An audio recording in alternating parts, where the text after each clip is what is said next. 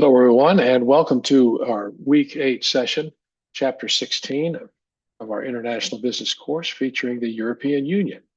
So let's get started with our presentation.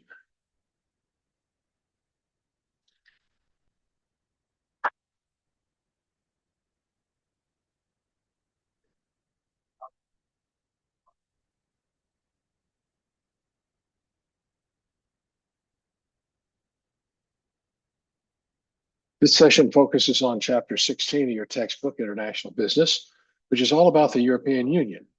My goal today is to not just recap the reading, but to help you understand the EU in a practical, business-centric perspective. So we'll be looking on how this massive economic bloc operates, and more importantly, what its rules, policies, and unique structure mean for a U.S. multinational corporation. This topic is central to the course as it directly addresses our learning objectives around the understanding of international business, the Indian strategy. Will we start?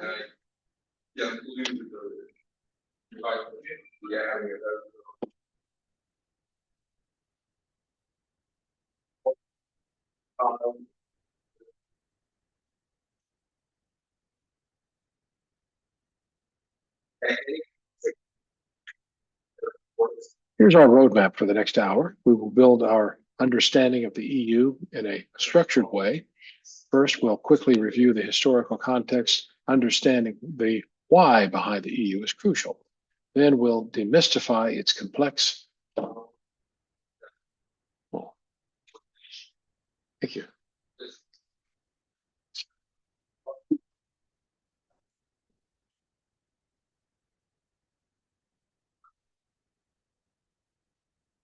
Complex institutional structure. From there, we'll dive into the economic part of the EU, the single market, and the euro. We'll spend a good amount of time with specific policies that directly impact the business operations, including a deep dive into the GDPR. And finally, we'll discuss the strategic implications for MNEs and use Brexit as a powerful case study in the deregulation, even to answer your questions. There's a jar over there, a juice jar over there. Grab it. Thank you.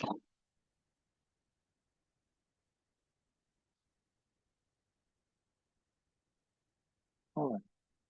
Okay.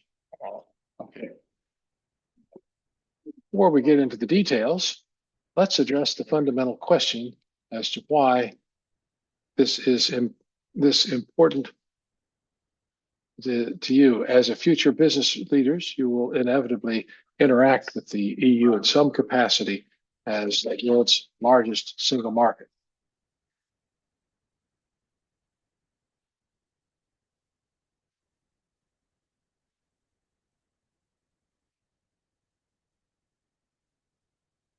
If you're in tech, you'll deal with the data privacy laws. If you're in manufacturing, you'll contend with the environmental and safety standards.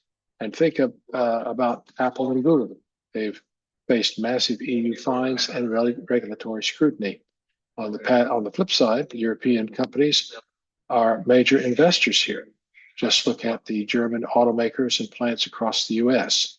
The EU is not just a place to do business, it's a major player that shapes the global business landscape, understanding it as a core competency for the globally minded manager.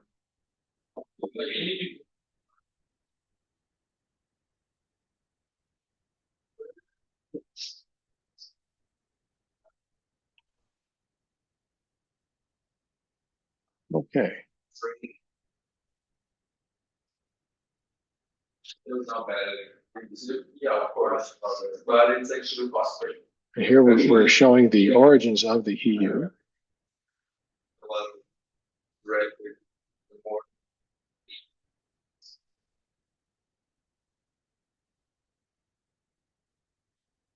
And Providing historical context and deeper meaning, the EU is a project built in stages. Its origins were profoundly pragmatic and peaceful, and not. Its origins were profoundly pragmatic and peaceful.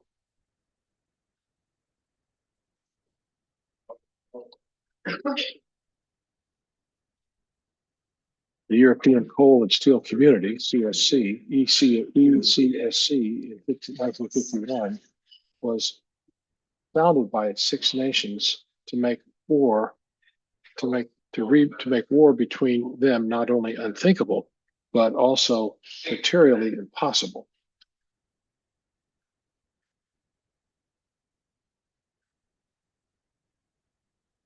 Let's fix this light here.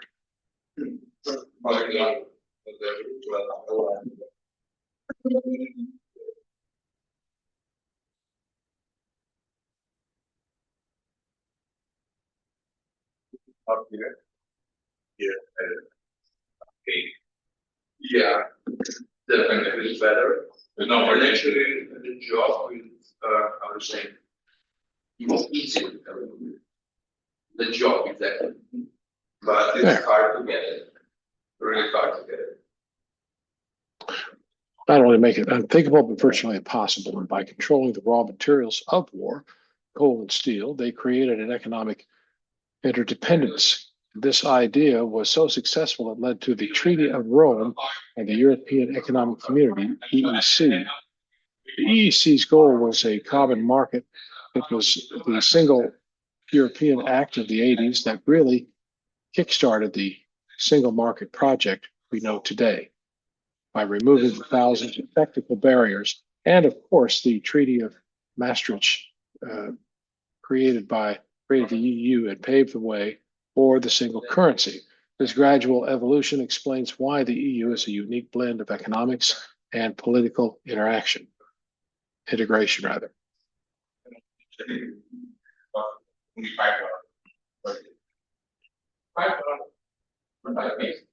This is often the most confusing part for all of you, so let's simplify. Think of the EU as having a unique system of checks and balances. The European Commission is the engine room. They are the ones with the power to propose new laws. They are the unelected and are meant to be a neutral body. For business, this means the Commission is often your first point of contact for lobbying or regulatory inquiries. The European Parliament is elected by EU citizens and works with the Council of the EU, which represents national governments. And these two bodies act as the legislative branch and co-deciding on laws. The European Council is the top-level forum of the strategic direction. Finally, the European Court of Justice, the ECJ, its key for MMEs as its final arbiter of EU law. For example, if your company gets fined by the Commission, the ECJ is where you can appeal.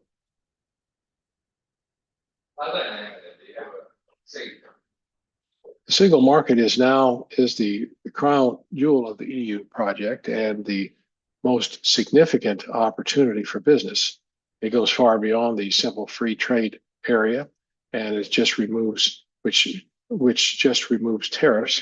The EU removes both tariff and non-tariff barriers. So let's look at the 4 freedoms. First one is goods. Car manufacturer in Germany and approved for sale there doesn't need to be reapproved in France.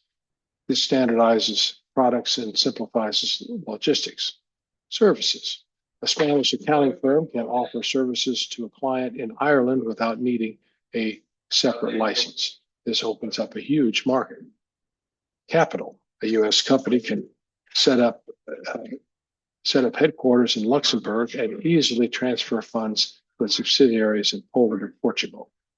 And people. An Italian engineer can work for a company in Sweden without needing a visa, and this creates a vast talent pool for business. These freedoms allow for economies of scale and streamlined operations that are simply not possible when dealing with 27 individual economies. The euro is a complex but fascinating topic.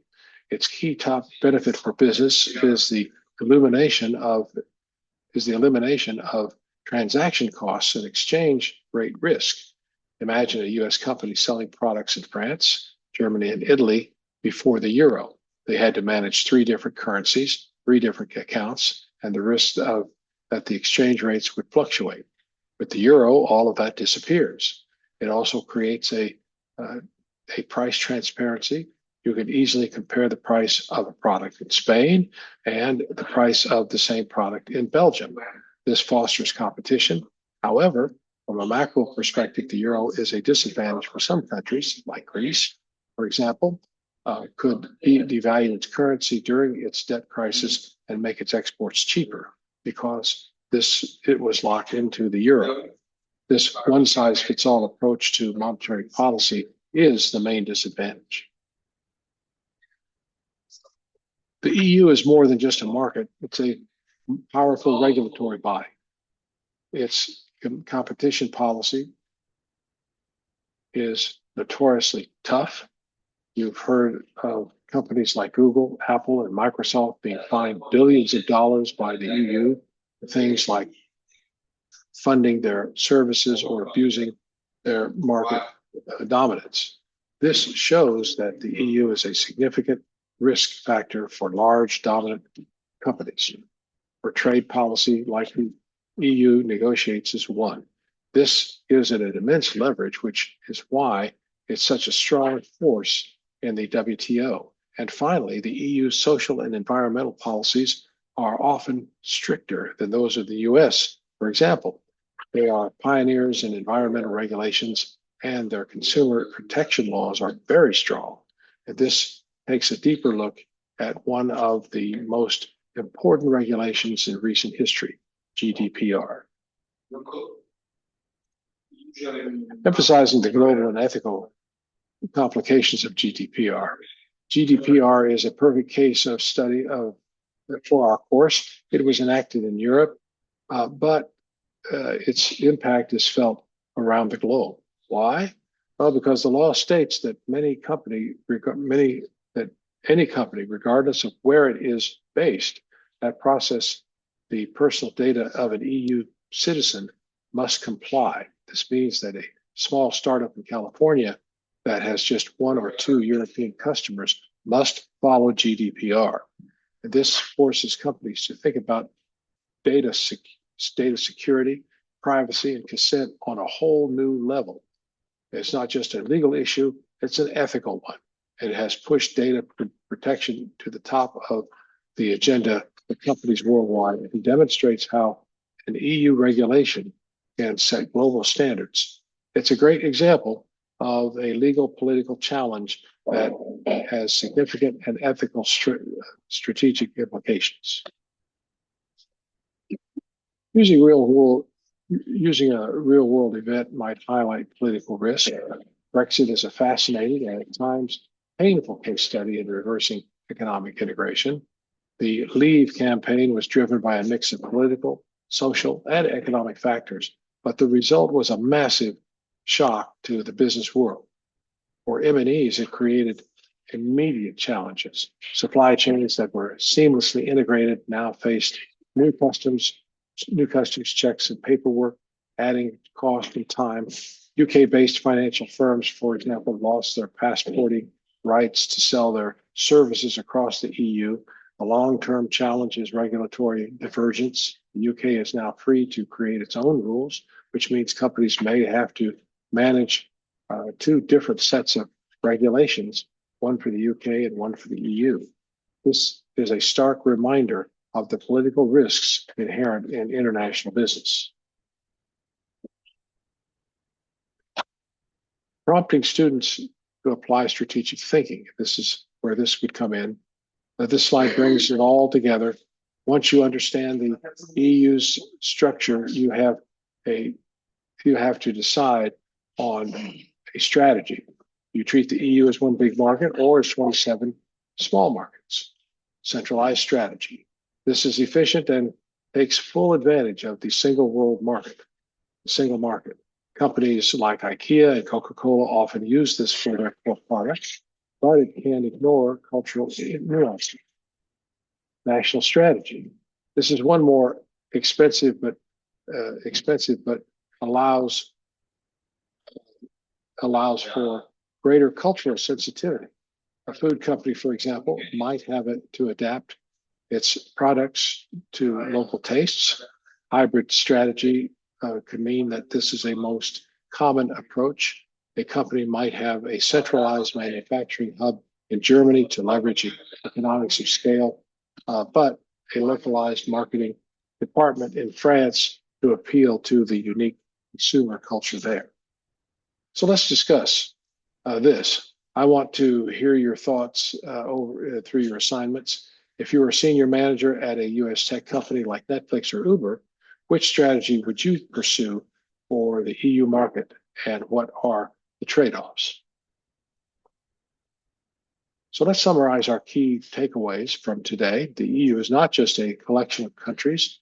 It's a deeply integrated political and economic bloc.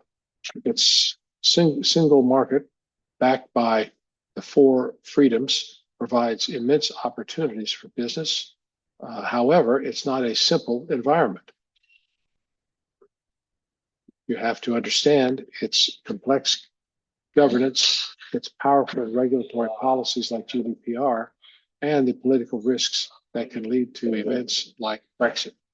Success in the EU requires a strategic approach that is both efficient and adaptable to the local context. It's challenging but it's a challenging but highly rewarding market. Thank you for your attention, and I hope to see all of this information show up appropriately in your upcoming assignments. And remember, I'll see you in class. Good afternoon, everybody.